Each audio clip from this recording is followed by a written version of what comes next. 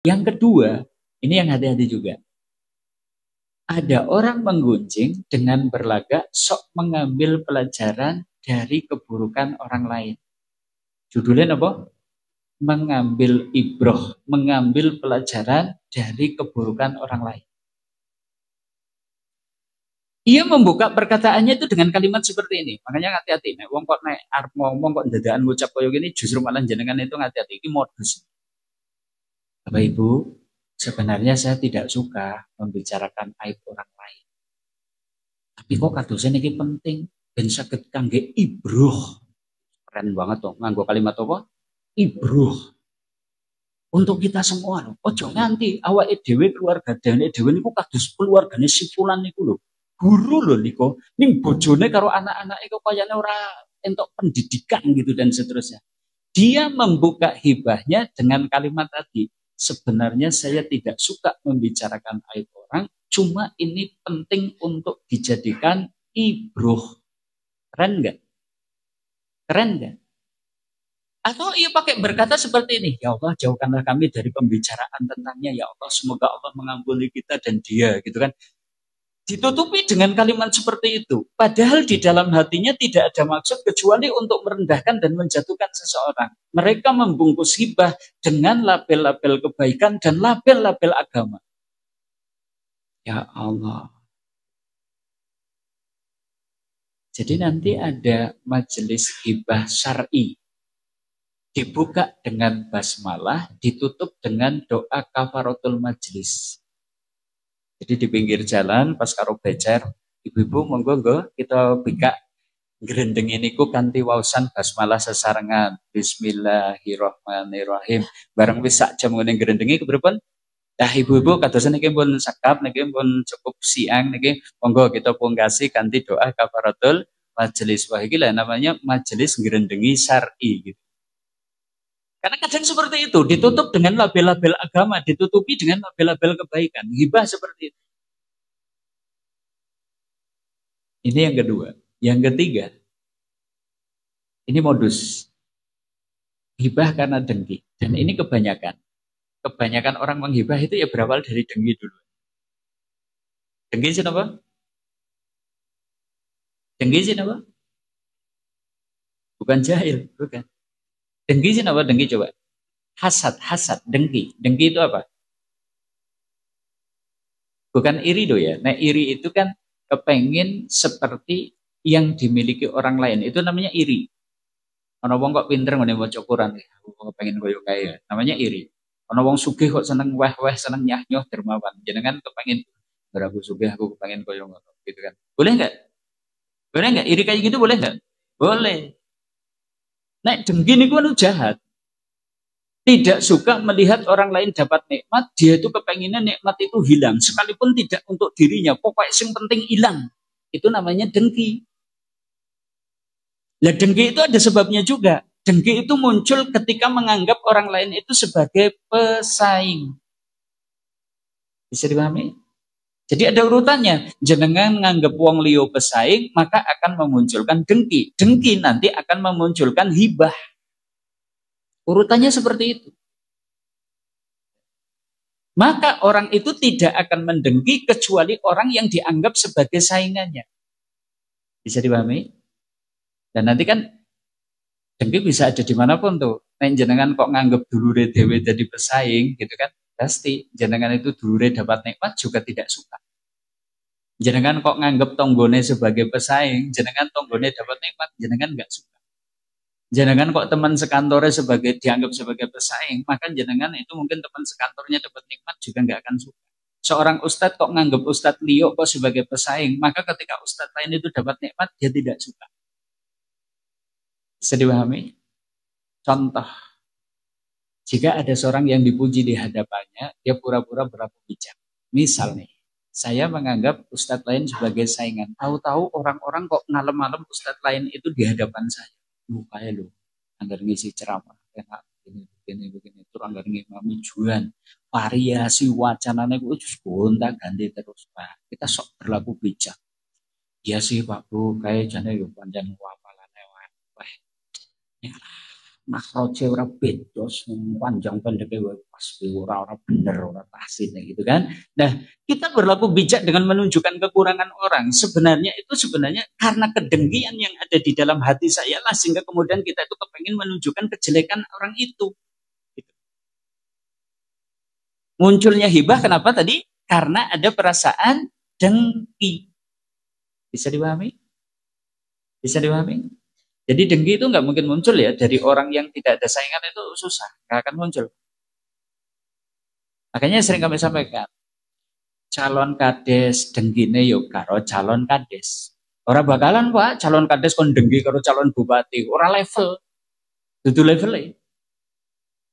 Bakul sayur denggine karo bakul sayur, nggak bakalan bakul sayur kok kemudian dengki karo bakul klambi keliling bareng nang sireo kayak gitu, nggak masalah. Bakul sayur karo bakul klambi itu melaku bareng, dodolan bareng bisa. Yang bakul sayur kalau bakul sayur sok angel.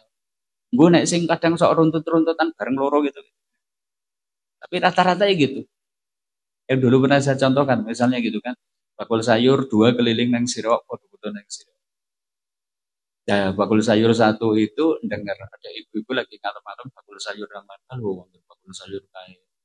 Wis regane murah, nek sono ya cok dimbuine jan brak-bruk kayak gitu. Nah, ini bakul sayur satunya yang menganggap bakul sayur itu menjadi saingannya, orang terima toh saingannya dia balik, dia langsung menyamber set. Hati-hati lah Bu, kalau bakul sayur kok nyah-nyoh itu brak-bruk regane murah, hati-hati. Kan mbok jebul anggar dodol tempe tempe jamuran kae. Anggar dodol daging ayam juga daging ayam mati gitu kan, dan seterusnya. Jadi dia menghibah gitu, itu contoh aja menghibah. Kenapa? Karena kedengkian. Atau mungkin kalimat lain juga seperti itu. Misal nih tadi masih ustadz di malam di hadapan ustadz yang lain. Ustadz yang satunya itu nggak terima. Iya sih dia memang pintar ceramah. Tadi sayang, apalannya buruk banget gitu kan, dan seterusnya. Ucapan ini keluar karena kedengkiannya, tidak rela si fulan disanjung di hadapannya. Ia ingin cepat-cepat menangkis pujian itu dengan membeberkan kekurangan-kekurangannya. Dia mengumpulkan 2 dosa, hibah dosa, dengki ya dosa. Masya Allah. Kalau terjadi di bulan Ramadan, remuk-remuk itu puasa. Bisa masuk kategori laisa lahu min siyamihi lal ju'. Ora pikantuk apa-apa saking posone kejaba bur ngelih. Ya Allah. Ini yang ketiga. Yang keempat nih. Ada juga orang hibah memamerkan kebaikannya dengan juga menjatuhkan orang lain. Misalnya di lingkungan kita ini kebetulan ada orang yang karakternya buruk, bisnisnya kemungkaran dan seterusnya. Nah, kemudian kita di hadapan jamaah itu kemudian, Bapak Ibu, di sela-sela tahajud, saya itu senantiasa memohonkan supaya Allah memperbaiki akhlak. Dan semoga kita semua dijauhkan dari perangai buruk. Bagus nggak? Kalimatnya bagus nggak? Dia berlagak baik dengan doanya untuk saudaranya yang berakhlak buruk. Padahal tidak ada niat dari ucapannya itu kecuali untuk mengangkat dirinya dan menjatuhkan saingannya di hadapan orang yang diajak bicara itu tadi. Cuma dibungkus dengan seperti itu. Kan apian banget. Oh berarti ki wong saben wengi tahajud. Nek tahajud ora terima ndonga nggo awake dhewe, bahkan kober ndongakna wong liya. Apikan banget iki gitu kan. Padahal sebenarnya dia itu sedang menggunjing gitu. Cuma dikemas dengan kalimat sedemikian rupa sehingga orang yang diajak bicara itu tidak nyadar bahwa dia itu sedang diajak untuk menggunjing. Karena dikemas dengan bahasa. Dia memamerkan kebaikannya dan juga menjatuhkan orang lain yang mungkin dianggap saing. Ini yang keempat. Yang kelima, ada hibah dengan meniru laga orang. Ada pula yang mewujudkan hibah dalam bentuk ejekan dan menjadikannya bahan mainan agar membuat orang lain tertawa. Dia bercerita sambil meniru-niru gaya orang yang digunjing. Lambene dimenceng-menceng ke, suaranya dicilik-cilik ke, tangannya ketewal-ketewil dengan maksud untuk merendahkan dan menjelekkan orang yang sedang diceritakan. Saya dipahami apa betul? Nah, sing orang mudeng itu ya berarti urung tau nglakoni. Ini nganggur mudeng iki berarti kayaknya wis tau gitu kan. Dadi nggih Ustaz kados niku termasuk ngrendeng. Ini yang kelima. Yang kelima, 6, ada hibah dengan pura-pura heran. Gimana? Hibah dengan pura-pura heran. Di antara Ustadz berkata tentang Ustadz lain. Sungguh mengherankan. Bagaimana bisa ya? Dia kan Ustadz.